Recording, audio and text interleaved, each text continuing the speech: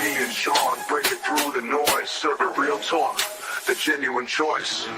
No pretense, no hidden schemes, just sports, passion, fueling dreams. From the field to the court, every play that's made. Real takes over fake debates. Turn it up, hear the honest sound.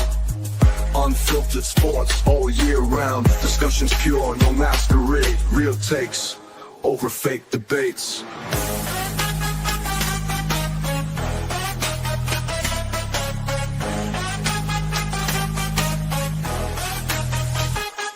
Turn it up. Over fake debates. Real takes over fake debates.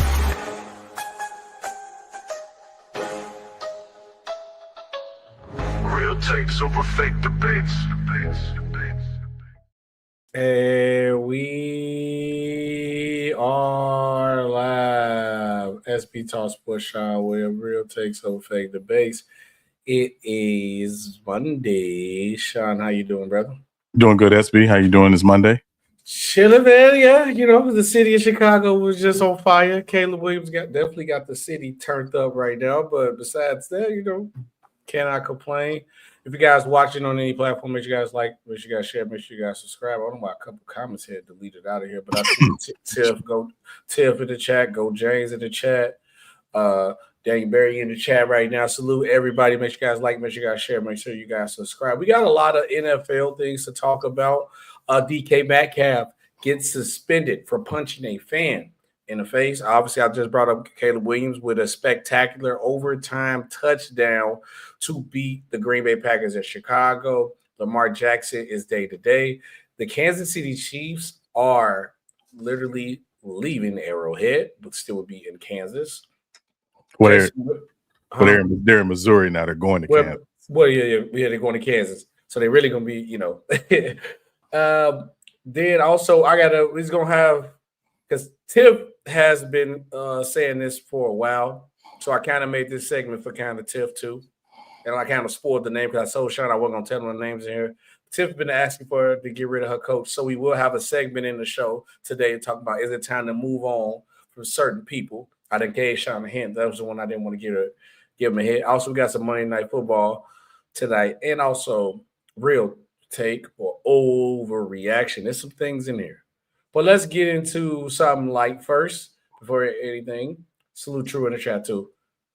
Dolphins are likely to start quitting unions for the remainder of the season, which means Tua will be bitch for the rest of the season. Do you like this move? Is it a good move, Sean? Is it the perfect timing for this move? Because I believe the Dolphins are eliminated from playoff contention. Yes, they are, with a 6-9 record.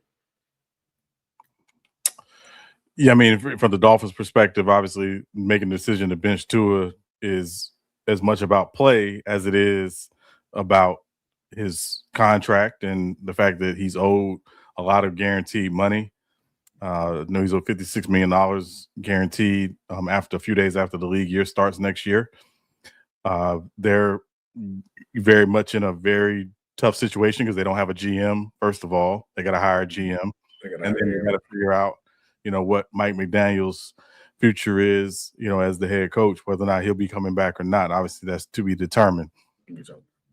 For the Dolphins, though, there's some different ways that they could potentially make a move with this contract. And I will reference Brock Osweiler.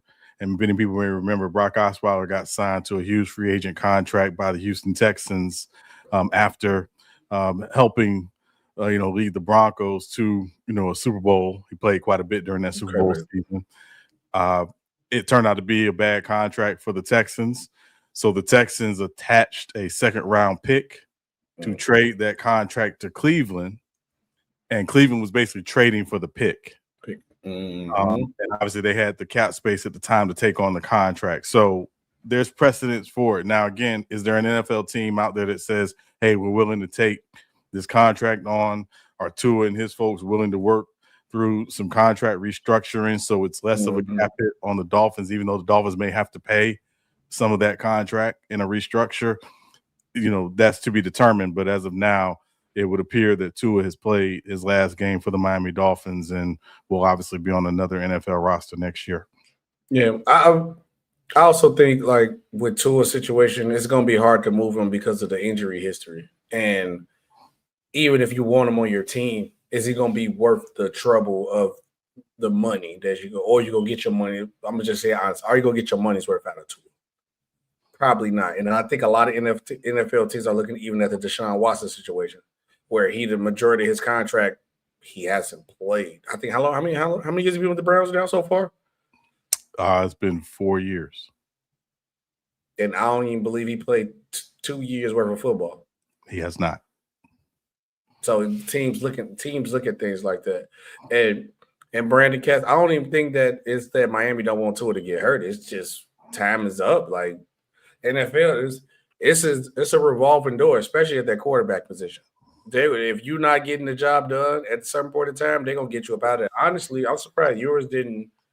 They didn't bench Tua for yours. I think did he play a game this season? Let me see. Quinn. Yours, I don't think he played in a game. I think Zach Wilson might have gotten in a game late in the game, but the big issue with Tua is obviously he has not been the same in some time. Mm-hmm. People can relate to the concussions, but this is really about performance, and obviously Tua's performance has not been up to par this season and up to expectation based on the contract they're paying him. What his future is in the NFL, again, I think he will be on an NFL roster just because he is an experienced NFL quarterback. Yep. But I don't think he's guaranteed a starting job anywhere next year. I think he will be going somewhere where either A, he'll have to compete, or B, he'll likely have to be a backup and potentially fight to rebuild his value on the open market. And I'm gonna just throw out an example. I don't think they'll trade for him because they can't. But I think someplace like Kansas City would make sense, especially with the Mahomes and all the being out. Mahomes being out, and obviously we know Andy Reid's success with quarterbacks.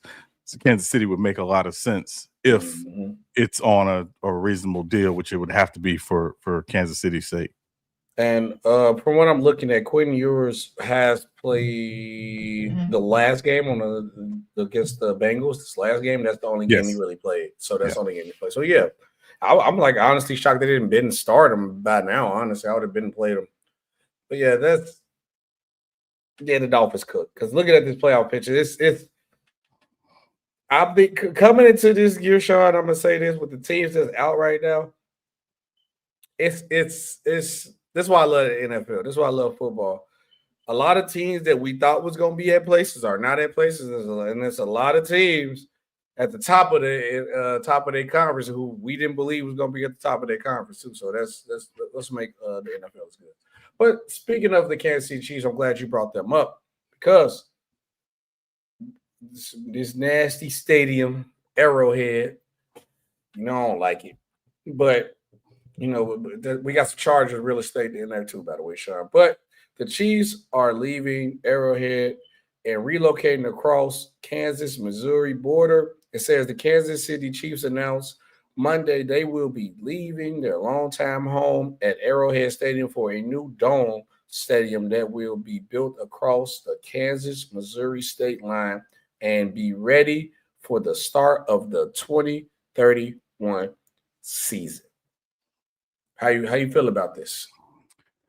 Well, obviously, it doesn't come as a big shock when you talk about, the Chiefs. They've been trying to get a new stadium for some time. This is the new NFL. You can't play in the old antiquated stadiums anymore. Now everybody wants, obviously, a newer stadium, but also more than likely a dome stadium or at least a retractable roof stadium, which it appears the Chiefs will be getting. If you can't work it out with the state of Missouri, obviously, they play in Kansas City, Missouri. There's Kansas City, Kansas, right across the border. So, certainly it makes a lot of sense. Obviously there's tax, base incentives and things to consider. There's population things to consider. But to be very frank, the Chiefs have become such a big brand over obviously over the last several years as the NFL's essentially newest dynasty, so to speak. This makes a lot of sense for them. But they're a team. They're a team that's going to be in transition in these next couple of years anyway, and this will be kind of the cap to me to their transition. Obviously, they're not leaving the area, but they are leaving the state of Missouri. Only thing is another team that's trying to relocate too, and I would believe they would try to get a dome too. Or is it good to okay, how do I say this? Is it a good idea to get rid of your home field advantage that you have with your location, with like the weather? Because I remember when the Dolphins were hot, Tyreek Hill had to play them in the playoffs, and nobody could stop the Dolphins. The only thing that stopped the Dolphins was the weather. They did not look the same in the cold. But now think about the Chiefs had a dome during that time. I can't 100% guarantee the Chiefs would beat the Dolphins. So is it worth losing that home field advantage? Well, so I think two things to consider when you talk about home field advantage. One, is it a dome or is it a retractable roof stadium? But if it's snow, would you retract your roof though? So snow is different than cold. I think if it's snowing, you have the dome covered. But if it's cold, you may use the cold as to your advantage with a retractable roof stadium. Okay. So I think that's really what it comes down to. But also when you think about, and I don't want to think about just the player home field advantage. I also want to think about the fan home field advantage of you're sitting in these stadiums. It's freezing outside. A lot of people don't want to sit outside in these cold weather games, even though, I mean, obviously, full well being in the Chi, that's just kind of what it is. But even then, that's starting to get a little air warmers, but exactly. I mean, it only going to keep you warm, so much. So I think, and also just thinking about it in the bigger picture, SB, the bigger picture also is these markets also want to be in position to host Super Bowls and to bid for Super Bowls. The best way to do that is to have a stadium that either is a dome or a retractable roof. And so that's also, I think, part of the Chiefs thinking here as well, is that we want to be able to host Super Bowls while we're still a Super Bowl contender, presumably. Yeah, and they said they're not moving that far. So that's it's really like, I mean, I won't say across the street, but it's kind of like right across the border. Yeah. And then like you said, I think more of like the Super Bowl thing too. Like you want to host it, and also some teams trying to actually like own the stadium too. So that helps when it's like your stadium too. See, he said this year's Super Bowl will be truly crazy. What's Super Bowl at this year? Vegas? Santa Clara. Santa Clara. Oh yeah. That's gonna be good weather out there. But Sean, this is Tiff probably not gonna like this one, because this might put the nail in the coffin. Lamar Jackson is day to day with significant back contusion. So that means he's in pain. Now, do I believe they're gonna probably give him that old pain shot and throw him back out there 100%?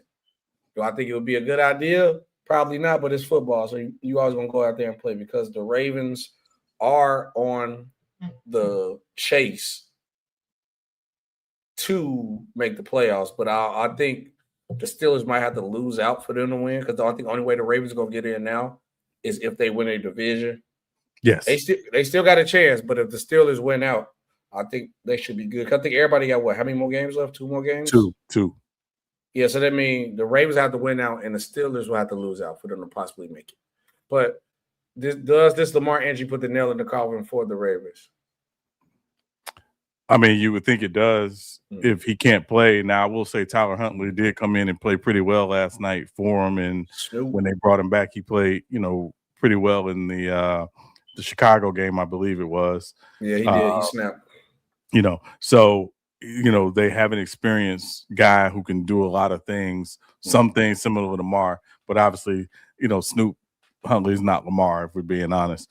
No. The bigger issue for me with the Ravens, is the game management problems continue to arise, and last night was, typical Ravens game management under John Harbaugh these last several years, and they've been just good enough that they've been able to, kind of, put that stink under deodorant, and now they're not.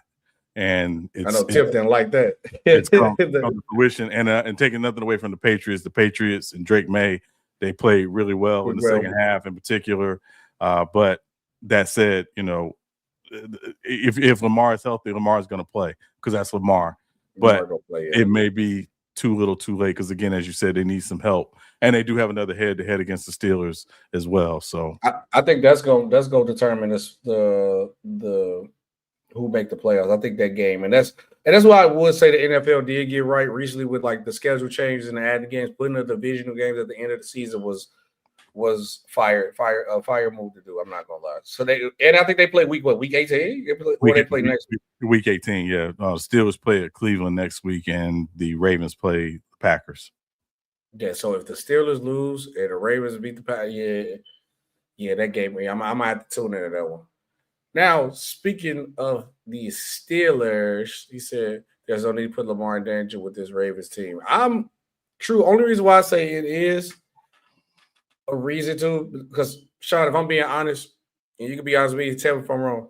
This is the most wide open Super Bowl chance we haven't seen in years. Mm-hmm. It's legitly like, okay, who said, I'm just going order. Seahawks, Bears, Eagles, Rams, 49ers, Packers. I'm not going to count the Panthers. Right.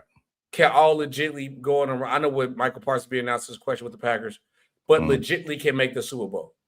It's wide open. Now we go to the AFC.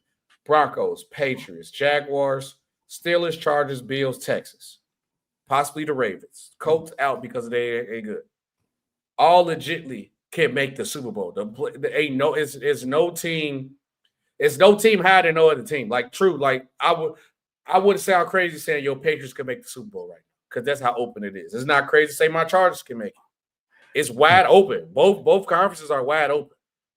It's legitimately wide open. So honestly, to take that risk, this would be the year to take that risk. Honestly, I mean, until you're officially eliminated, if your Lamar or your quarterback is healthy enough to play, and again, the Packers are in the same situation now with Jordan Love, and potentially Malik Willis if he has to play because he got hurt late in the Bears game Saturday night as well.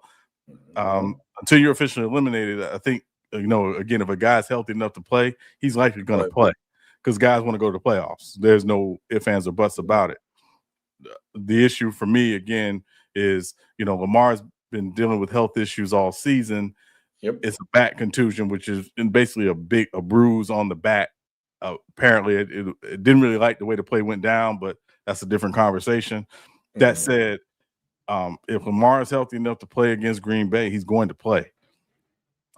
So that I think we need to go ahead and get that out of the way now. And let me respond to Brandon Katz. The flex games are for Sunday night, not Monday night. They don't flex games to Monday night because they contractually they can't. Can't do it. The Sunday games get flexed to the early games get flexed to Sunday night football, just for clarity. Yeah, because then also I was like, you really look at the Monday night football game. Sometimes when they put the schedule together, nobody thought the Colts was gonna be good. So I give you today, this Monday game, but 50-50. But if you look back to last Monday, you got the Steelers with Aaron Rodgers, where everybody thought Aaron Rodgers was gonna be nice. With the Dolphins, everybody thought the Dolphins were gonna get back on track. Nobody knew Tyreek Hill was gonna break his leg. And same. Then you go to the last week before that, Eagles versus Chargers. That's a good game. So it's not like all the Monday night games have been bad. If I even go to the Monday night, Giants and Patriots, well, that would have probably been a stinker. But thinking beginning of the year, but look how good the Patriots is. So it hit. You never know. Sometimes you got to take those risks. What the NFL do, they don't just always go off who was good last year. Because look at the Commanders. Right. Salute. He said the Bears are not making the Super Bowl. They can. The NFC is wide open. Right? To your point, SB, I'm sorry to interrupt you. This is a year, and again, this is great for the NFL when you talk about parity. There's not a dominant team in either conference where you say this team absolutely is going to the Super Bowl, right? I mean, and I think that's a good thing for the NFL because that's what the NFL has always wanted, with some level of parity. A 7 seed can go beat a 2 seed in the playoffs, and it probably won't be a big shot. No. If Michael Parsons was healthy, because right now it would be. I'm gonna do the AFC since we want you want to say I'm being biased with the Bears. All right, right now the Texans are the 7 seed. They have played the Patriots. Would anybody be shocked if the Texans beat the Patriots in the first round? With that defense, no. With that defense, no. I wouldn't even say the Patriots choked at the two because the Texans that good. Even with the Bears versus the Packers, because that's what the 2 seed, 7 seed is matching right now. That game go either way. We just saw that. We just saw 2 games that could have gone either way. Either way, that's all we said. The Eagles played the Eagles, the 3 seed against the 49ers. If the 49ers beat the Eagles, I would not be shocked with how bad that offensive coordinator is. It's nobody that's dominant. That's all we said. That's it. We don't be shocked now. Look, I'm gonna say this: it's gonna be 2 teams that nobody thought was supposed to be in the Super Bowl gonna be in the Super Bowl. That's all I'm gonna say. Yeah. Except maybe the Eagles. If the Eagles make the Super Bowl, I don't think anybody's gonna be surprised. Right. They are the defending champs. But other than that, to your point, yeah. And next up on the list, let's go ahead and get it out the way. Because we talking about them Steelers. I had to go through the comments real quick. DK Metcalf punches a fan. So it was a lot of different tweets and things going on. Even Ocho and Uncle Shay Sharp had something to say about it. We're going to play a clip from them. But long story short, it's saying that the guy claimed that he called DK by his full name. People around DK and DK's side are saying that he called his mother the C word, and he called DK the N word that legitimately got him punched in the face. Hold on, I'm trying to share my screen so we can actually watch the clip and see what Shannon Sharp and Ocho got to say about this. Sean, let's play the clip. It looked like, and also when I looked at the comments, it looked like DK grabbed him first and then hit him with a little Hayugen, hit him with a Street Fighter. So he had to say something now, but let's see. Yeah, I'm just I got word. Obviously, I'm not condoning, putting your hands on the fan or punching the fan, but he did call him a racial slur. He called him the N-word, and he did call his mama. And I think with those words being exchanged and the fan saying that, I think that's where the action, occurred where he threw. I think he threw a punch. I'm not sure if he connected or whatever, but he did call him the N-word, and he called his mama. I guess the C word. Just say the C word, Ocho. Oh, my bad. That's bad. Yeah, it's bad. It's terrible.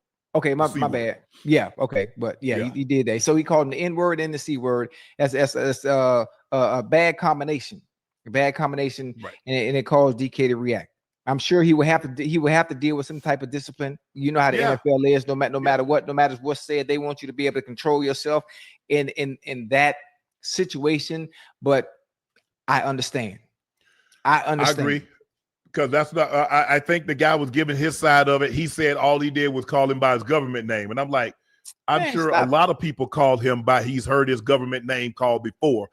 Okay, we're gonna go too much on the clip, but Sean, also chat. I want y'all to tell me, because I see Brad Cass said DK is a clown in the chat. Let me know. Was DK in the wrong? Was he right? Let me know. But Sean, how about you? Do you feel like DK was in the wrong and right? And how you feel about this situation? 2 things. Number one, obviously, the person with the most to lose is going to appear wrong. Yep. Because they already got the lawyer. They already got the lawyers ready. They finna sue DK. Right. Now, if some of the things that have come out about this are true, this is the same fan who last year when DK was in Seattle and Seattle played in Detroit, he had an altercation with because the fan crossed the line. The same fan? The same fan. How he didn't get banned the last time? So again, apparently DK did report it to NFL security. So the fact that the fan was at the game, I think, might have been a bit of a shock because it was reported and the fan was still allowed to come to the game and have their tickets. So I want to say that first and foremost. There's a line though that shouldn't be crossed. Fans can chide players. They can get on them about missing shots and dropping passes and throwing in. They can do all of that. But when you cross the line into name calling, and when you use that $1 million word, that N word, that is used, in my opinion, way too much in society, too freely. But when you use that, I'm fine with whatever happening to you. So the fact that the guy got punched in the mouth, if in fact he used the word and called DK's mother the C word, which I'm not going to say the word, but I can imagine what that is. You know, I don't really do this on this show. You should have got your ass whipped. And if he would have on the street, he probably wouldn't talk to DK like that. Right. Now, here's where I would have wished what I wish DK would have done. I wish DK would have said, "Hey, do me a favor. After the game, come down here and meet me on the field." That's what I wish he would have done. Yeah, like, hey man, let him through. Yeah, he cool. Let him through. Yeah. And then choke the liver life out of him. Yes, because last I checked, the stands are not bulletproof, and they don't prevent you from getting your ass whipped. No, they don't. So come down here on the field and say it. There's a group, a segment of people who are feeling real beholden right now. And at the end of the day, if you're gonna cross that line, you can come down to the field and say it. Say what you said. And whatever happens to you, happens to you. Now, if you're bold enough and bad enough to do that, so be it. But the stands do not protect you. No, the stands don't protect you. And Brandon Cass, like for your company, said Metcalf has maturity issues for a long time. He had anger issues in Seattle too. Even if that's the case, Brandon Cass, it's still a line that should not be crossed. We are still human. All DK is a guy with a job, a luxury job that we all like. People got to still remember that we still human beings. We still put our pants on every day when we walk out. We are same. That's what people I think sometimes misconstrue. Because yes, DK probably could have his problems or anything else. But when it comes to situations like this, I think sometimes fans get lost in the allure of what's going on, or knowing the fact that, hey, this person got this much to lose, so I can say any and everything to you to get away with it. That don't make it right. That don't make it right at all, because you're only doing this because you know what will happen if I uppercut you like this. He know DK, like you said, he know DK got a lot to lose, and whoever always got the most to lose always look like they're in the wrong situation.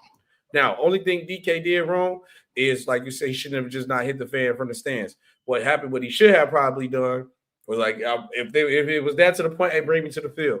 Because there's not, remember the guy from the UFL had not slapped the fan. Because people got to start realizing that, like, it's a line you don't cross, and I'm still a human being.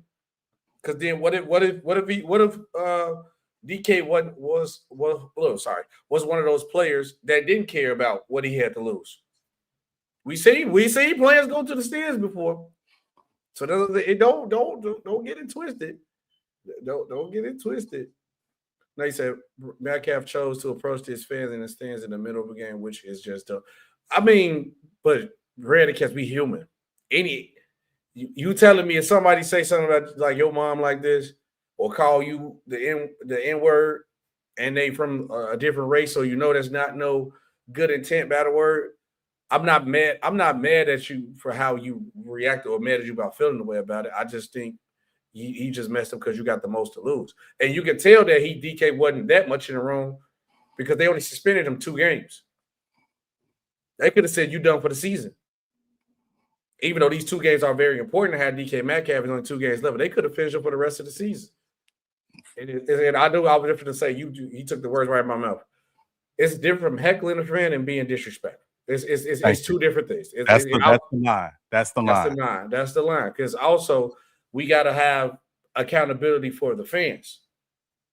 You can't come on, man. If you, Brandon Cass, you think you go to a basketball game and then you call LeBron, let's say LeBron mom, all type of things, call LeBron the N-word and all this, and say such, and then LeBron go slap you, and then you gonna be like, oh man, LeBron's so immature, but we found out why he slapped you. No, you did that to yourself.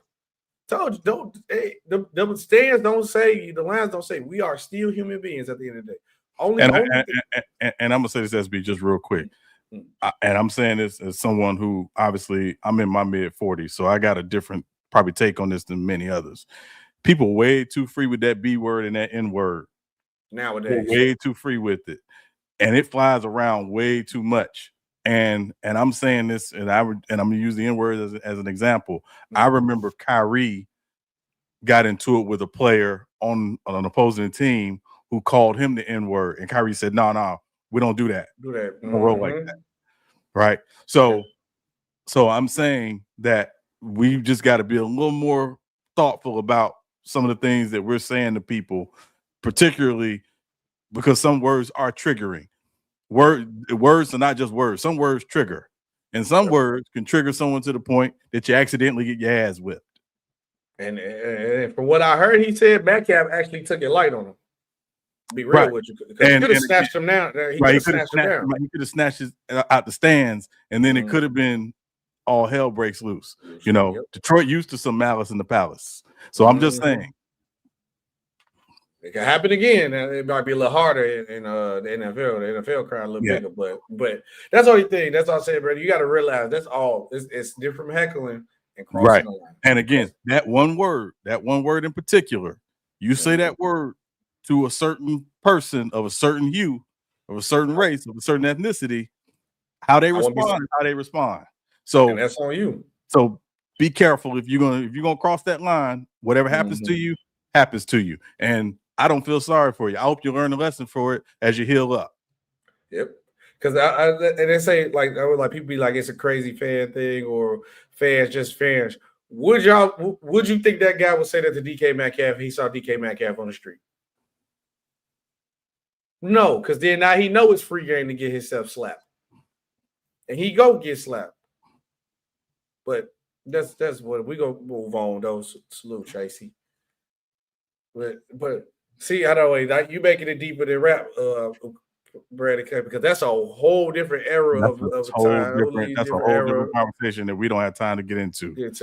Because during that time, let's just say what, and I don't want to go too deep into it because this is just gonna start. Because during that time, when they would do that to Jackie Robinson and he would respond like DK Metcalf, Jackie Robinson wouldn't be here during that time. Let's just say that. If he responded and slapped a person of a different race during that time, it'd have been a whole different situation. Is you gonna say the fans during that era should have been more mature? Oh, but it's cool. Well, but you gonna understand? You know, I'm not gonna say what Jackie Robinson would have been there, but he wouldn't be here. Yeah, and also let me just say this real quick about Jackie Robinson. Had Jackie Robinson responded that way in that time, they would have changed his name to something Chinese. He hung high, because that's what they did back then. That's a terrible equivalency. Don't do that. Yeah, that's just we can move on. That's a terrible equivalent because I would try to avoid saying it, but yes, that's what you gotta lock in to understand what's going on. But speaking about another team that's trying to move, Bears are considering moving to Northwest Indiana, because I want to make sure emphasis in Indiana, because everybody see Indiana, they talking about Indianapolis gonna have two teams. And no, it's not the case at all. But the Bears consider moving to Indiana with efforts to secure a public funding for the stable in Illinois has stalled. It's a lot of things going on. They say the Chicago Bears say they are mulling to move to Northwest Indiana with their efforts to secure public funding.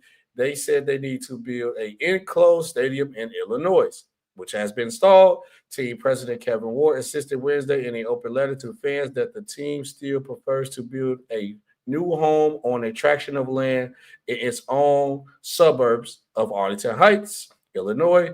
He also said the Bears are not using the threat to cross state lines as a leverage. It's okay. One thing I want to say about this, Sean, real quick before I get into your point.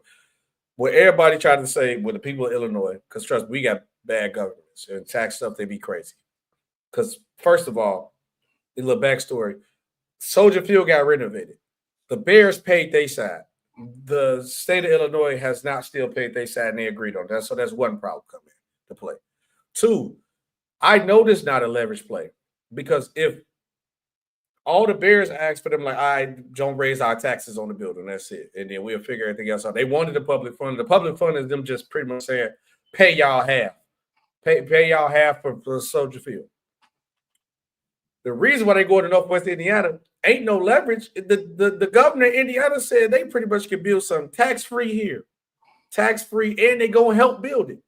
That ain't leverage. Somebody's offering a better deal. And if you don't want the team, I'll feel bad for anybody got an office seat, because if the Chicago Bears lose if the Chicago lose the Chicago Bears, you will not get a vote. Right. Chicago is the biggest team in Chicago, son. I know everybody see the Bulls and they think Jordan got so much love in Chicago. His 6 rings don't compare to the 85 Bears who won Super Bowl. Right. The Bears are the biggest team in Chicago. Yes. No team is bigger than them Yes. at all. No, I can tell you how Chicago sports fans look at anything sports related. And I'm going to be 100% honest with y'all. It is somebody who lives in Chicago. So miss me with the Michael Jordan. It's not the case. It's the Bears. Then it's Derrick Rose because he's from here. Then it's the Chicago Cubs. In that order. That's all Chicago sports fans care about. So mess up with the Bears. They still doing the Super Bowl shuffle, Sean, and we ain't seen Super Bowl since '85. Right. Yeah. But the Arlington situation, only reason I think actually the Northwest Indiana move might be better for the Bears and for fans because Arlington Heights, where from Soldier Field, I'm gonna say, from Soldier Field to Arlington Heights, Northwest Indiana is actually closer. Right. So it's not like you actually helping like the South Sider fans too. So I say yeah, I think I'm cool with the move. They still gonna be called the Chicago Bears. People forget that the Giants don't play in New York, and they still the New York Giants. So they'll be fine. The team that actually play in New York ain't called it's the Buffalo Bills. So they'll be fine. What you think about this move? You think the Bears should do it? Yeah, I mean, obviously, I think the Bears, Soldier Field is the oldest stadium in the NFL. They obviously did the renovation in the early 2000s. If I remember, the Bears played, it was at U of I or was it at Northwestern, if I remember? It was Northwestern. Northwestern. So, again, I think, obviously for the Bears, they have, some idea of where they want to be. I think, obviously, they want to be in the Chicago area. Even if it's not in Chicago, they want to be in the Chicago area, but they want to build a stadium that, again, allows them to use the stadium for more than just football. And Soldier Field, especially during this time of year, doesn't really offer more for football than just football. So this is something that I mean, and Gary's 30 minutes away. Yeah. So and a lot of people from Chicago moved to Indiana too. Right, exactly. So it's not uncommon. I remember when I lived in Illinois, I was in Western Illinois, but I was right on the border of Illinois, Iowa. So it's not all that uncommon for people to be when they're on that border to live in one state and work in another, and vice versa. I think the Bears obviously though understand they need a new stadium. They've been needing a new stadium for some time. It's time. It's been time. Maybe they'll come up with a solution where again they can play somewhere in the Chicago area, or again play at Northwestern or or whatever, U of I or whatever, and maybe they can rebuild the stadium in the same site where Soldier Field is now. I don't know. But obviously there's still a lot more to this story to come. Do I think the Bears are going to move to Indiana? I don't think they're going to move to Indiana, but also I never thought the Raiders would move to Vegas. Yep. So that's it can happen. It can happen. It can happen. And again, Vegas with the Raiders is different because that's outside of California. The point is that they, the Bears want to be in the Chicago area if they can help it. Yeah, because they know that you can't get rid of that fan base. And don't get me wrong, I like that Raider fans do travel. They do, because I know when they play the Chargers, but LA used to be Raider town.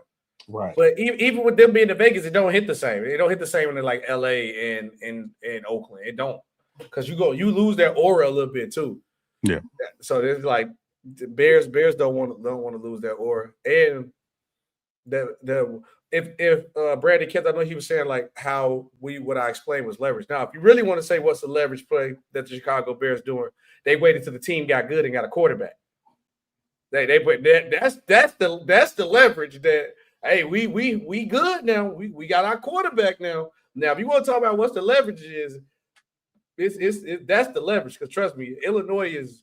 I don't know if Brandon Kemp from Illinois around ever. If you know how the government is here, trust me, this ain't no leverage play. You just touted a BS.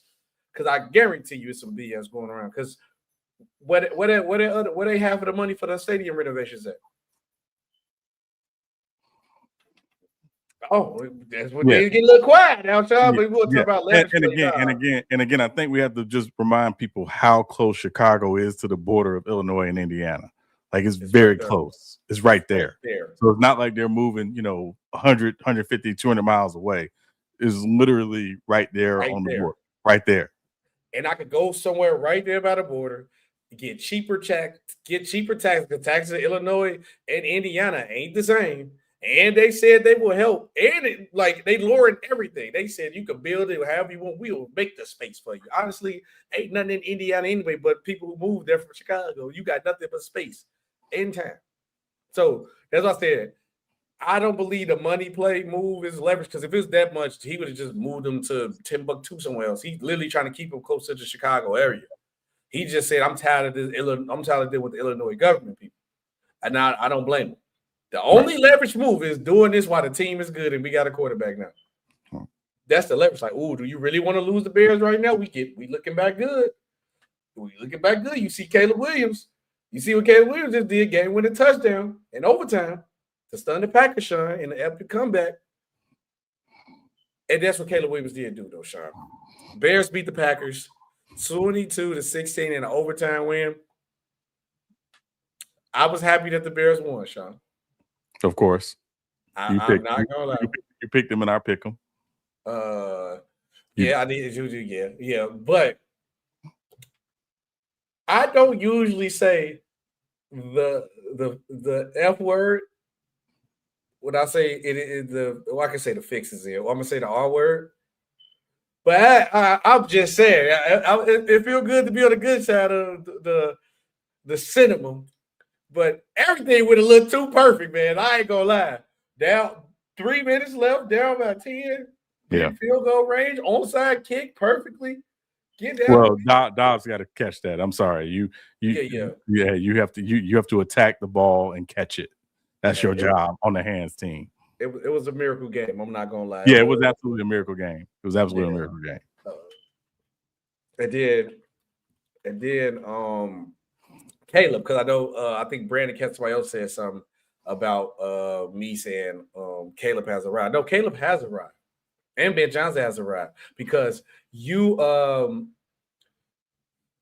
see the hints of with Caleb Williams, because he got the one thing that you wish a lot of people can have. He can do the spectacular things. And the best thing about the Chicago Bears run right now is that what we seen with the Commanders last year, they just found a way to win games, which helped them in the playoffs because they was used to being in pressure situations of close games, because they whole year they was doing that. And that's what the Bears, I'm seeing the same similarities with the Bears this season. But you also got a spectacular quarterback who can make every pass. Sean, people don't understand how amazing that pass Caleb Williams did. Chicago that day, the wind was blowing so fast. Even it was point where the kickers had to kick the ball far left because how bad the wind was blowing right to actually hit a field goal. Yes. My door is heavy. I got a heavy metal door for the apartments. The wind blew my door back. That's how much the wind was blowing. My door had to be at least about 10 points. That's one of them heavy metal doors. Mm-hmm. I'm telling you, that pass he made on the money in the breadbasket, 50+ yards. Yeah, Caleb Williams has arrived. He is the truth. And then people still forget this, Sean. This is first year with Ben Johnson. They still figuring it out. This is not even a final form yet. Right. They still figuring it out, Sean. But what was your reaction to the game? Because the only problem that the Bears have, to me, they got to get better at starting games. They with the fourth quarter start, they just turn to a whole different team. Yeah, I mean, obviously the Bears found a way to win the game, right? Which is ultimately what they wanted to do, find a way to win the game. Certainly Jordan Love going down may have, impacted the outcome of the game some, but down 10 with 3 minutes to go and you find a way to force overtime. It was clear Malik Willis, he got hurt late in the fourth quarter. He didn't play bad, by the way, though. He didn't play badly, but it was clear he was hurt. The greater issue to me for the Packers was, that they came out with because of the win. They both teams wanted to run the football. Packers had 44 attempts, rushing. They wanted to run the football because of the win. The Bears had 26. Caleb ended up having to throw a little bit more to get back in the game, obviously.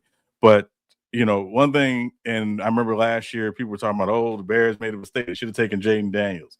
and I kept saying, there's a reason why Caleb Williams was considered by many the consensus number one quarterback in last year's draft. He can make a lot of throws, and quiet as kept. The thing about him, I think there's probably people who are noticing more with him is when he uses his legs, is usually positive yards.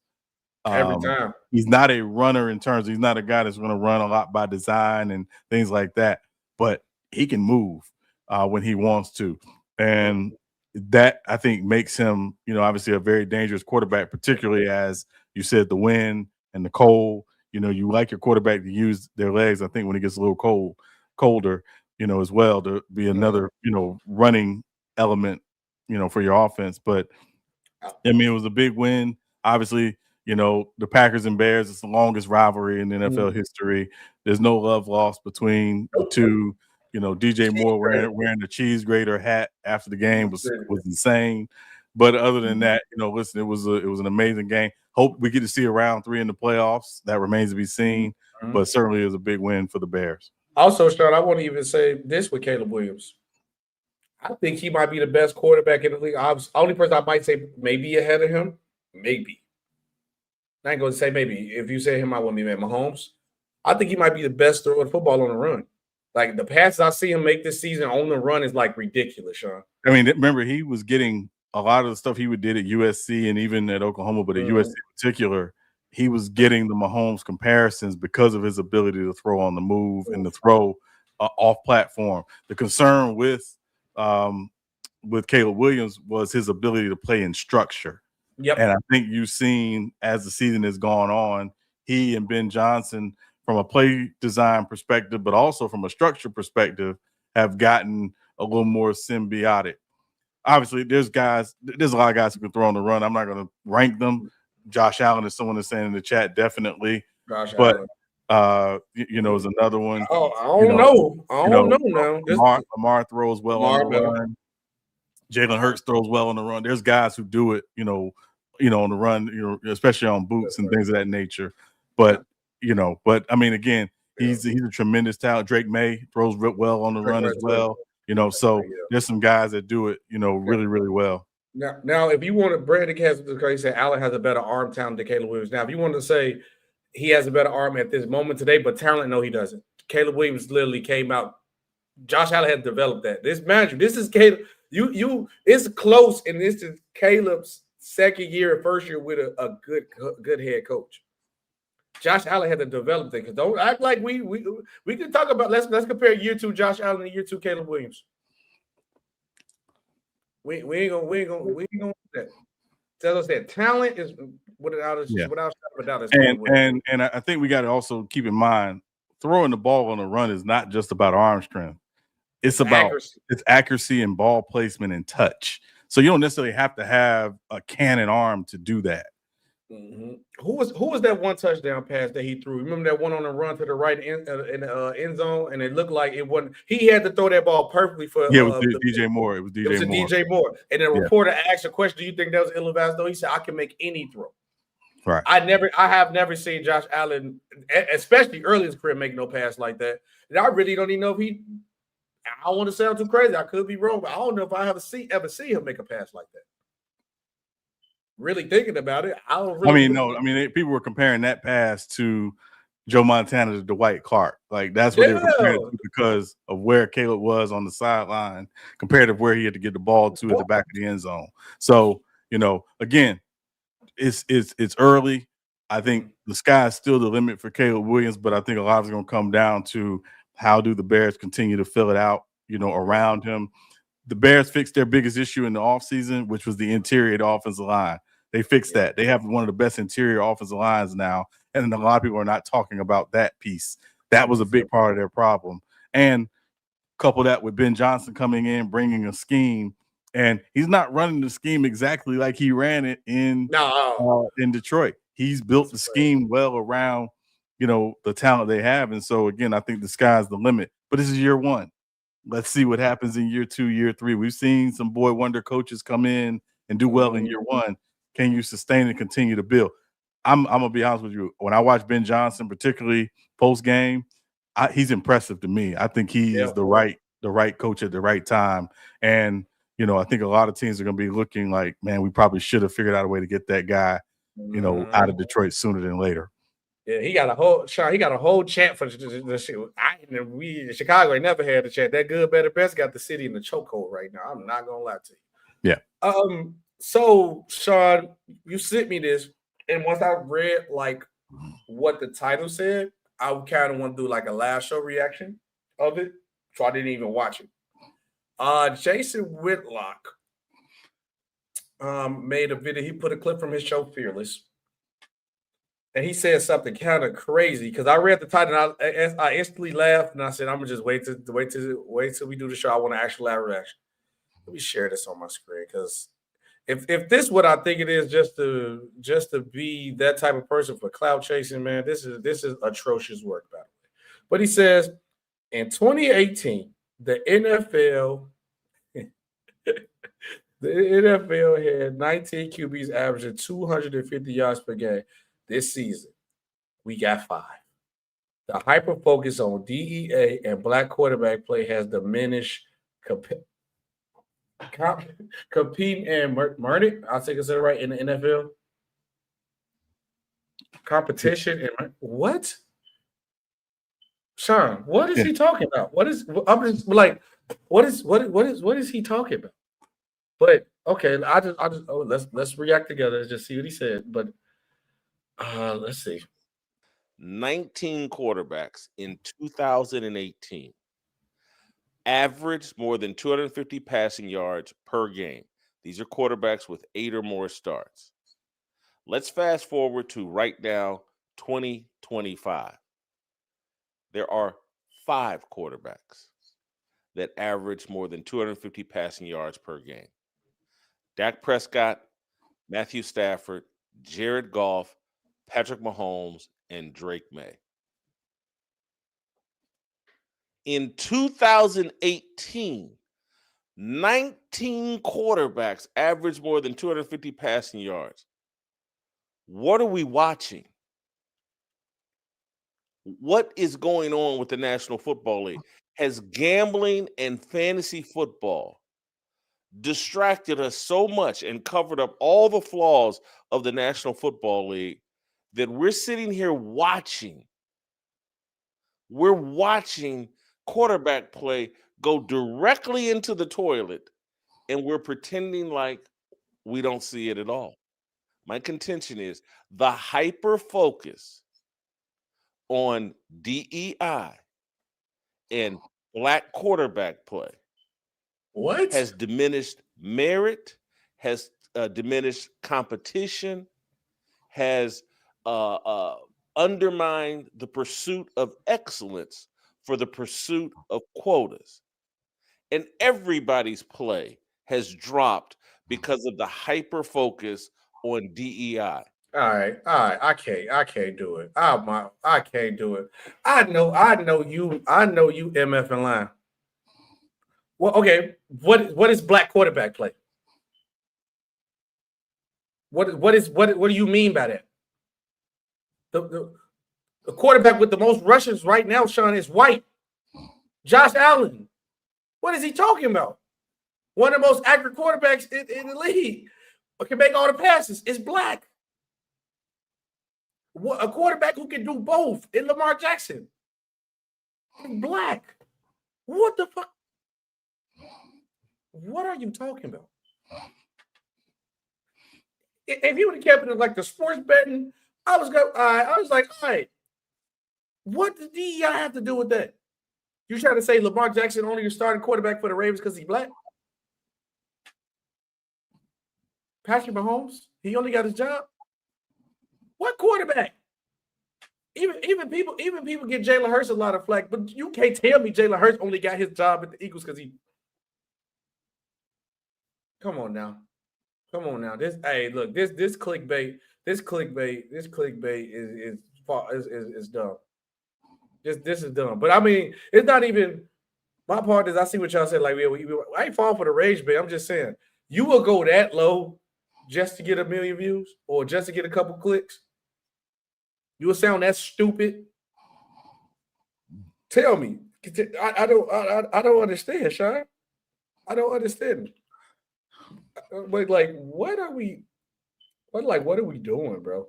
Can I jump in here, SB, real quick? Please go ahead, because I'm gonna look up the per game too. Okay, so I want to say two things. Number one, Jason Whitlock played college football. He was an offensive lineman at Ball State, I believe, which is apropos because his take is nuts. So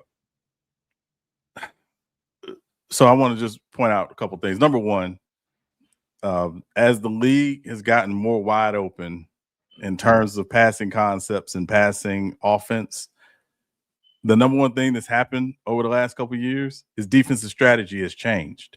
Yep. NFL defenses and defensive coordinators have adapted to the modern passing game. Mm-hmm. You see some teams that start three safeties. Three safeties.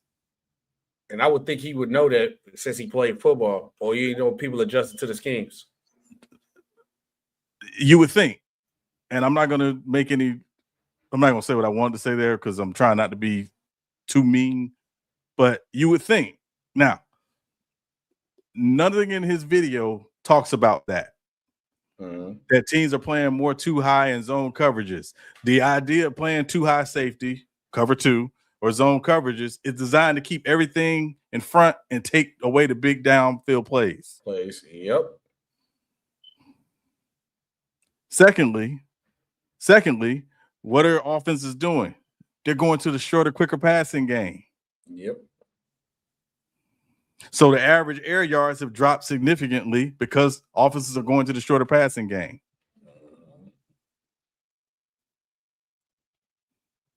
The second thing is, and what his video doesn't point out, is there's been a rise of dual threat and run heavy quarterbacks. Quarterbacks run more than they ever have. And the one that run the most is White. Right? If they are literally guys who are playing against certain defenses, and if they don't have anything open down the field, they take off. So the rushing numbers are up, and the rushing attempts are up among quarterbacks than they ever been before. But just to go back to 2018, here are your top 10 rushing quarterbacks from 2018 in order: Lamar Jackson, Josh Allen, Sean Watson, Cam Newton, Mitch Trubisky, Sierra's husband, Blake Bortles, Marcus Mariota, Dak Prescott, and Jameis Winston. Those are your top 10 rushing quarterbacks from 2018. Do you know what most of those guys on that list have done? Thrown for 4,000 yards. Yes.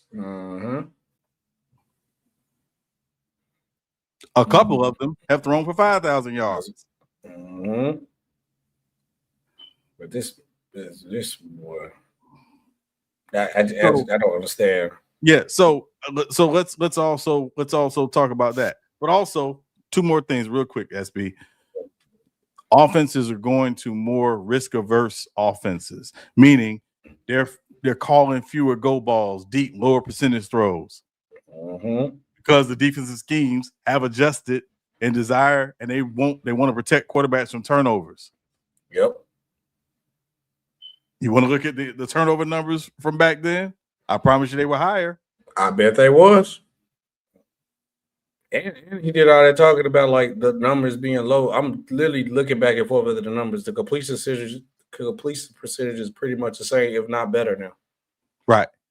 This has nothing to do with DEI. This is about adjustments. The league always goes through these phases. There was a time 20 years ago when you drafted a running back, you were drafting a running back in the top 10 of the draft. Yep. Because if you didn't have a running back, you didn't have anything. Then when Roger Goodell comes in, they say, hey, listen, we want to make the game more entertaining, we want to bring in the casual fan. We have to open up the game. Let's change the rules to open things up. Look at Tom Brady's passing numbers from 2005 to 2006, and then look at 2007. What happened? Two things. One, you got Randy Moss. Two, the rules changed. The league goes through this. This is the nature of football. It's the nature of football. It has nothing to do with DEI. It is the most inane and insane thing I've heard. And again, he gave not one football explanation about why that could be. It was all about DEI. It's all about that, and the whole point is just go run right back to DEI. Didn't make no sense. Didn't even add a stat to complete because they're trying to look at this, right? Because we 15 games in the season, right? 15 games. We already played 16 games. Some of these guys only play a little, but going down the top tier order, interceptions 16, 12, 7, 12, 12, 5, 10, 4, 7, 2, right? This is 18. And some of these guys that I named didn't even play. Like the one that got 4, that's Nick Foles. He ain't played 5 games. But I'm going to do everybody who played 16 games. I'm just going to give you their turnovers. 16 interceptions, 12 interceptions, 7, 12, 15, 10, 11, 14, 12, 11. There's a lot of double digits. Let me go to the top 10 of everybody. All these people I say besides one. 5 interceptions with 40 touchdowns. Man, these people got more touchdowns. Matthew Stafford with 40 and 5 right now. Next, Dak Prescott with 10. Jared Goff only got 5 interceptions. 8, 11. Wait, Mahomes only played 14, 11, 13. 5, 7. It looked like it's more turnovers during the era that you gassing. And the completion percentage is the same. And they throwing less balls. And get more yards. So you happy that a season where everybody threw for over 200 some plus yards, but with nothing really else to show for it. But that's DEI. He's got to be a joke, Sean. This is like, what did he gain from this? That's all I'm really asking. Clicks. Got us to talk. Was it worth it for him? I guess. Yeah, he got. I mean, is this worth it as Twinkies and Ding Dongs are to him? So, yeah. You know, it is around holiday time. He got to hit his quota because that was just stupid. He was better off going with the betting odds. I was with him. And I was like, oh yeah, it's the betting and the numbers and everybody over. I was like, and then he said what he said. I'm like, okay, you lost me.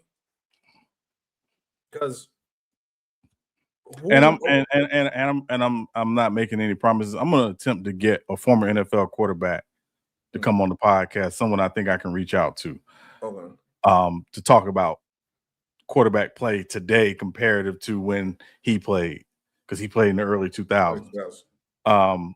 But yeah, I just think there's got to be it has to be a nuanced conversation. I think there's questions around quarterback play, but I also think it comes back to what I've been screaming for years, SB, which is football is the ultimate team game, and it's not all just about the quarterback. One player can't win it in football. It doesn't work that way. Miles Garrett's going to break the sack record right now, and the Browns ain't nowhere near close to playoffs. Right. The Jacksonville Jaguars are much more than Trevor Lawrence. Yep. You can tell. Only my own question is, Sean, what is black? What do you mean black quarterback play? What is black quarterback play? I mean, again, that's a question you'd have to ask him. I could imagine what he's saying or what he's trying to infer, but what he's doing is bringing up the age-old debate about the intellectualism of black quarterbacks and their ability to process and to lead and to understand, conceptually and intellectually what defenses are doing. That's a tired trope that has no merit at all and never did. No. It's very because it's not just feeding into the troll. The problem is we got to a day and age where we just let everybody just say anything. The hot take era and thing. And sometimes you gotta be like, all right, bro, enough is enough. Sometimes stuff needs to be said because that's it's different if you be like, yeah, this person is the greatest player of all time. Oh yeah, black quarterback play and DEI is ruining how quarterbacks play. Like what? Nah, now we losing the plot. We losing the plot. But yeah, Sean, just like this next segment it's time to move on. Yep. It's time to move on. Jason Whitlock with the idiotic. I purposely have not told you the names I have on this list. Like I said, one of them I'm gonna scratch off because he's just an old guy. So it's like there would be no point of putting him on there. He don't really have a choice. it's gonna be his choice to move on. All right, Sean.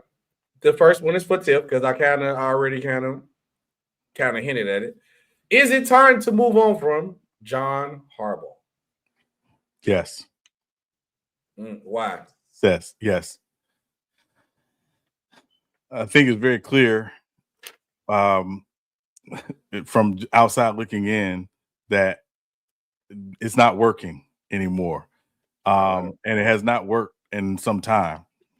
And if we're being very honest,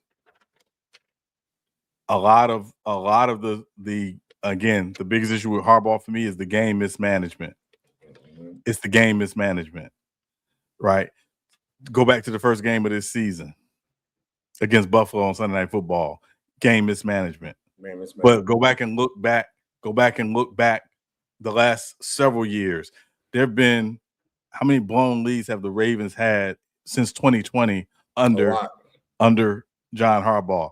And if I kept count, including this season, it's 18. 18, yeah, that's a lot. 18. That's a lot. 18. Time to move on. And again, the Ravens are the low budget Steelers. They don't like getting rid of coaches, but they got rid of Brian Billett, who won a Super Bowl after some time. It's time to move on. It's time to move on. The Doc Rivers of the NFL is crazy. It may not be a bad take. That's crazy. All right. Next up on the list, the next coach. Then the next one, we got 2 players coming up, and then we got player coach. Is it time to move on from Kevin Stefanski? No. Okay. Why not? It's not time to move on from Kevin Stefanski because, again, I think the issues come with what are the front office ultimately trying to do, right? The front office, obviously, 2 first-round picks. Right now is about evaluating. You got a lot of young talent. And, again, young talent. Quishon Judkins had a really good season. He got hurt, broke his leg yesterday, unfortunately. Harold Fannin was a steal. He's been very good for them. But they really have to figure out what their young talent is, and they have to continue to add to that. I think Stefanski can continue to manage that. Right now, again, everybody's going to look at the quarterback situation with Gabriel and Shador, things like that. I think Gabriel showed he can be a decent NFL quarterback, maybe not a starter, but a decent NFL quarterback. I think Shador is showing he can be a starter. Again, if he's not your starter, he can be, a good number 2.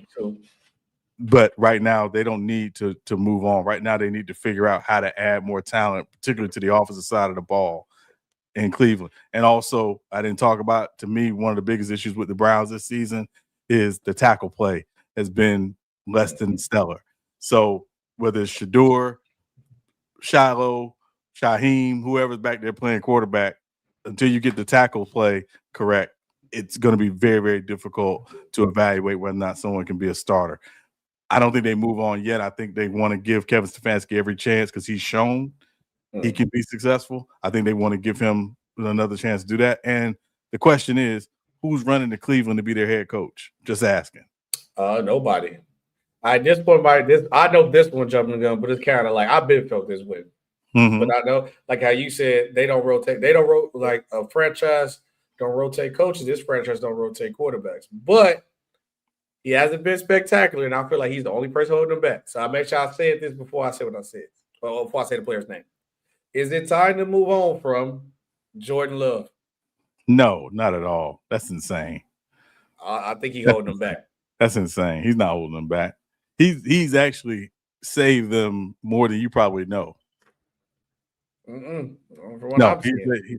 saved them because the issue with the Packers has not been Jordan Love. The issue with the Packers is 2 things. One, their receivers don't always catch passes. I think they led the league in drops a couple years ago, and they might, yeah. And the issue to me is, do they have a true number 1 receiver? I like to think it's Christian Watson, but Christian Watson doesn't stay healthy. But Christian Watson has the talent of a number 1. He just doesn't stay healthy. Yeah. But Jordan Love don't either. Well, Jordan Love, again, Jordan Love has had little knick-knack injuries. He hasn't missed significant time. But also remember, this is his 3rd season as a starter. It's just his 3rd season as a starter. Like, I know people, like, it's only his third season as a starter. And again, he's gotten better. The issue with Jordan Love the previous couple years was starting out slow. He actually started out the season better this year. And again, the expectation was he would pick his game up. He got hurt the other night. It stinks. Got a concussion the other night, unexpected, but he was playing really well. I think he was 14-1 the last 4 games, touchdown, interception. He's playing really well. And he's the part of the reason why the Packers, a lot of people consider the Packers a dark horse Super Bowl contender. Until Michael Parsons got hurt. I still think they can make the run, but we'll see. Now, at the end of the day, no, they don't need to move on. Because again, if they move on, there's gonna be a lot of teams calling them trying to get Jordan Love out of Green Bay. Okay. That one was a breach. That was more of my Chicago, I know you're Chicago. Y'all shot down, brother. Y'all all the same. Y'all all the same. Yeah. He played for the Packers. He stinks. He trash. He stinks, yeah. All right, now serious one. Yeah. Is it time to move on for Kyler Murray? Yes. Why is that? Yes. I just think, again, at this point, they're going to have a new head coach because I do not see Gannon surviving this season, the end of this season. I think he's pretty much knows he's going to get fired. It's time to bring in a new head coach, and a new head coach likely going to want to bring in their own quarterback. Can they go out in free agency and get a Mac Jones or someone of that? Would be nice. We'll see. They have weapons, obviously. You talk about Trey McBride, you talk about Marvin Harrison Jr., you talk about Michael Wilson. Got to figure out the running game. They don't really have a stud running back like that, but they have some weapons. It's time to move on, and I think Kyler Murray knows it's time to move on. I think he's ready to move on as well. It should be a change of identity there. I got 2 more, and then we got to do our real text overreaction. These 2 are players, quarterbacks, and the coach. Okay. So we clean the house with both of them. All right. Is it time to move on from Tua Tagovailoa and Mike McDaniels? Been past time. Okay. Yeah, it's about that time. It's been past time. Tua especially. I think Tua will show. I will say, I will say, listen, we very hard on Coach Logic in this podcast, but I will say he has had them pretty competitive these last several weeks of the season. So, it's time to move on from Tua. Coach Logic, I think they can give maybe they keep him, again, but I think, Tua definitely without question. All right, last one. Is it time to move on from, because he was high on this team and they definitely disappointed you, Sean. Yes. Is it time to move on from Pete Carroll and Geno Smith? Ooh. The Pete Carroll thing is interesting because I didn't think Pete Carroll was a long-term answer for them. He ain't the answer. I don't think Pete Carroll forgot how to coach football at all. I just think they just don't have a lot of talent. Okay. They don't have a lot of talent. They just don't have a lot of talent.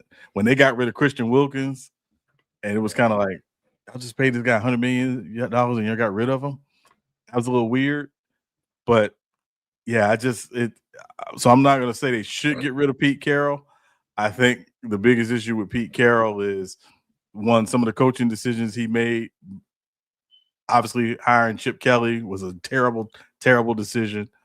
We thought him and Geno, because of the success they had in Seattle, that they could recreate it in Vegas. But see how they had more talent. Yep. They had more talent. They had Jackson Smith and Jigba. They had DK Metcalf. They had a better offensive line. Their offensive line is awful. It's awful. Yes. It's awful. And they have no receivers to speak of, to be honest. No. Brock Bowers and Ashton Genty, who showed you yesterday why he was so highly picked yesterday in their game. But I'm saying I don't think they should move on from Pete or Geno. But I do think, obviously, they do need to think about long-term, because Pete's just not the long-term answer because of his age and things of that nature. And Geno was always going to be kind of a bridge quarterback. I think they're obviously going to be, probably in the quarterback market in the draft. Could they get Mendoza from Indiana, who a lot of people are high on? Could they get Dante Moore if he doesn't go back to Oregon? that remains to be seen. But even then, if you bring one of those young guys in, I still think you got to have a better veteran, there so you don't have to rush the young guy on the field.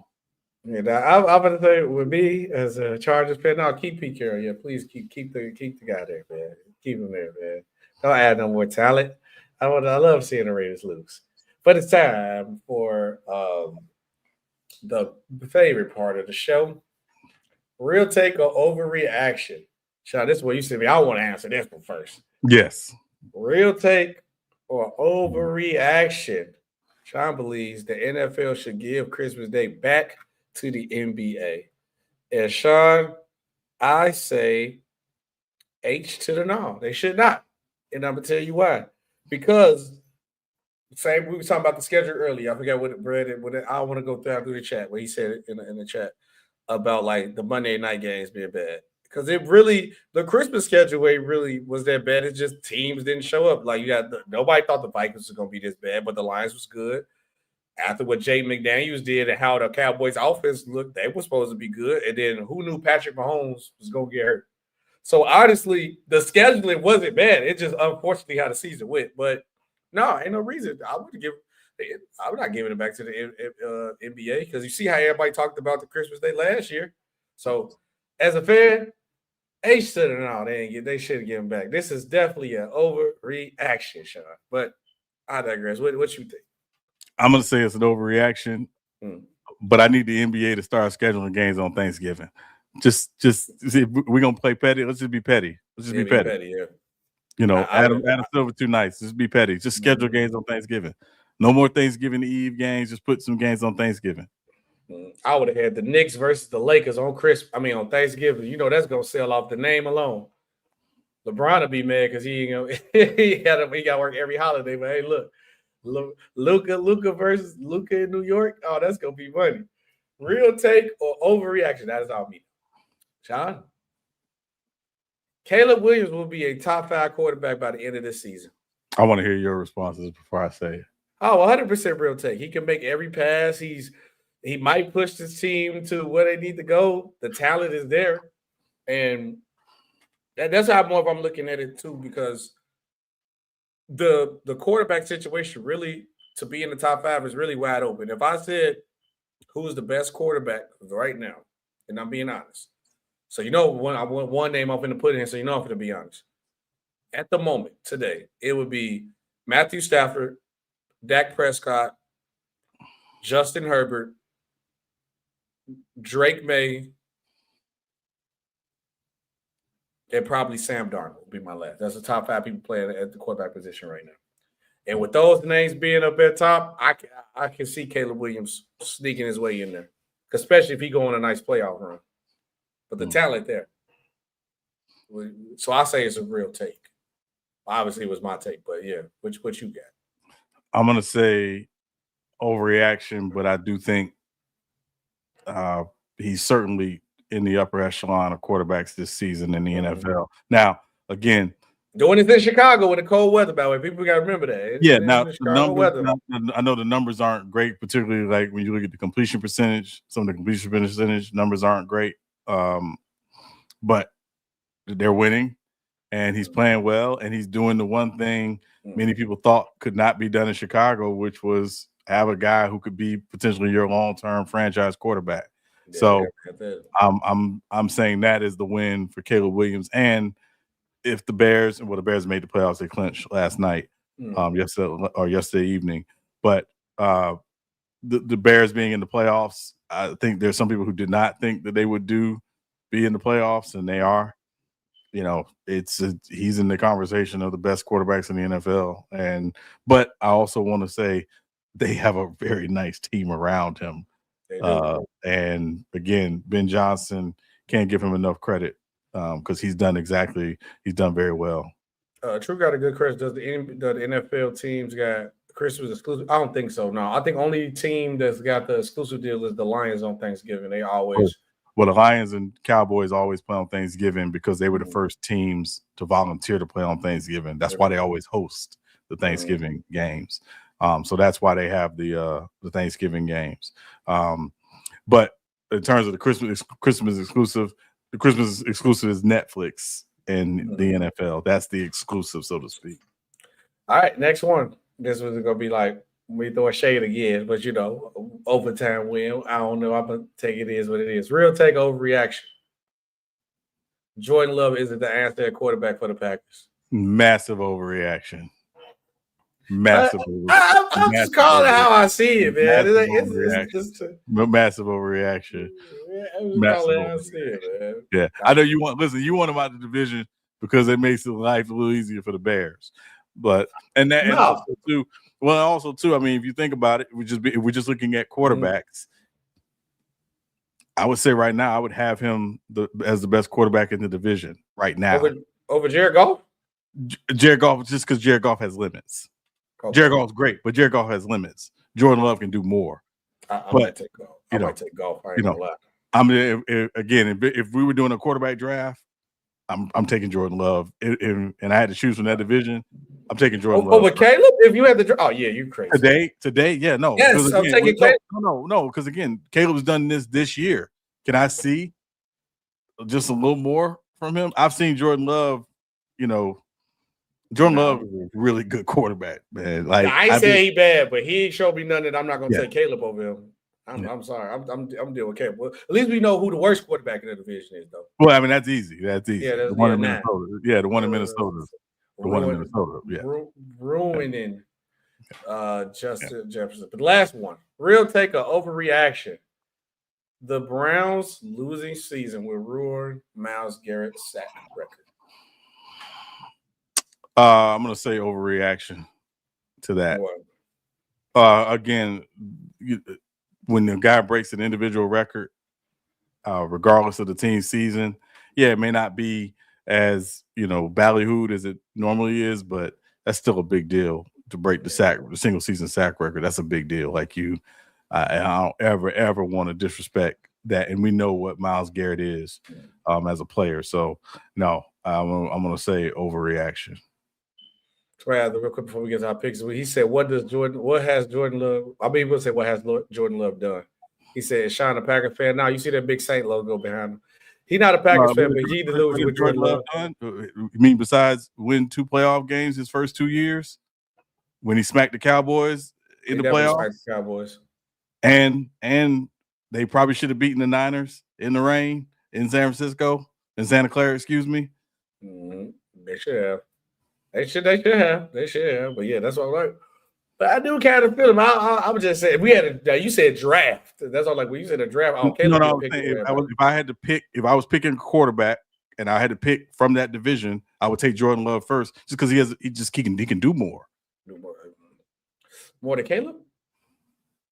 I'm saying he can do more, and I've seen more from him. I think Caleb is as talented, but I just want to see more. Oh, man. Love plays better in big games. We will see. Yeah. Listen, I mean, I'm not disputing that at all. And he's been in the playoffs 3, straight years as a starter, and probably going to get there fourth time. So, yeah, shout out time for the next favorite part of the show before we get up out of here. Does tonight game matter? No. Okay, cool. What time is it? SB and Sean NFL picks of the week. SB and Sean NFL picks of the week. I think Sean, you won last week, right? No, you won last week. What's the score? I didn't update the scoreboard last time. Well, yeah, I don't know. Well, I know it was close. It was like if I won last, it's like 7-8 because what week we in? Yeah. It would be 16. Brandon Kemp, we're not talking about the game actually matter. We're talking about for our picks of the week. We do picks of the week, and that's why we're talking about does it matter for between SB and I for picks of the week. Yeah, I believe this should be right. Yeah. 7, I think that's right. Well, okay, whatever. Are you sure? I thought I was up 2. I thought I was up 2. I think it was 6 because that one game because it's week 15, right? I thought you changed it last week. It's week 15. Go back. So I gotta be 6. Yeah. Oh, wait, hold on. Week 16. Week 16. It's week 16. So, okay, man, that is right.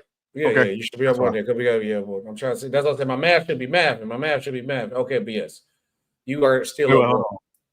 No, that's we just saw week 16. It should be 861. 861. Yep. Okay, I'm saying my math.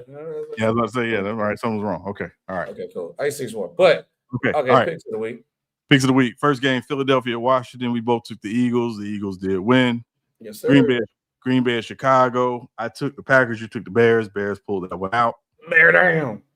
Buffalo at Cleveland. We both took the Bills. Bills did win that one. Mm-hmm. Chargers at Dallas. We both took the Chargers. Chargers did win that one.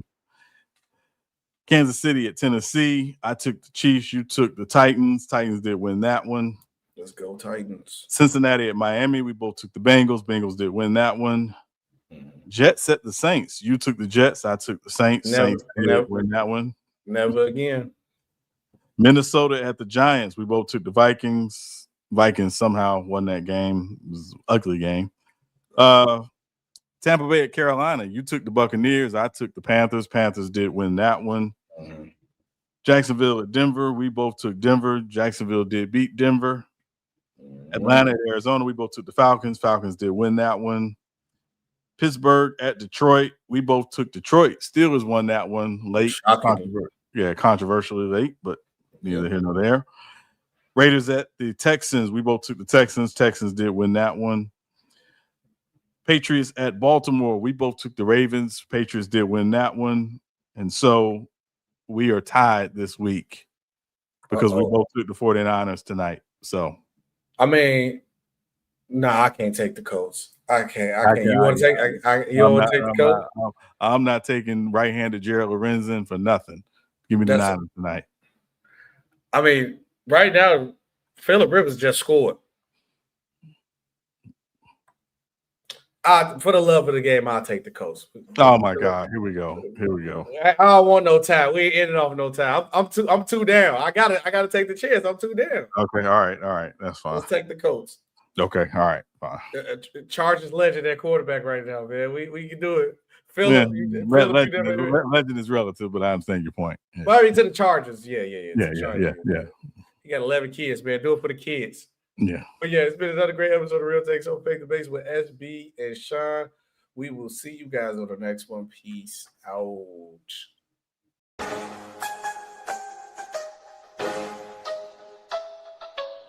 Real takes over fake debates.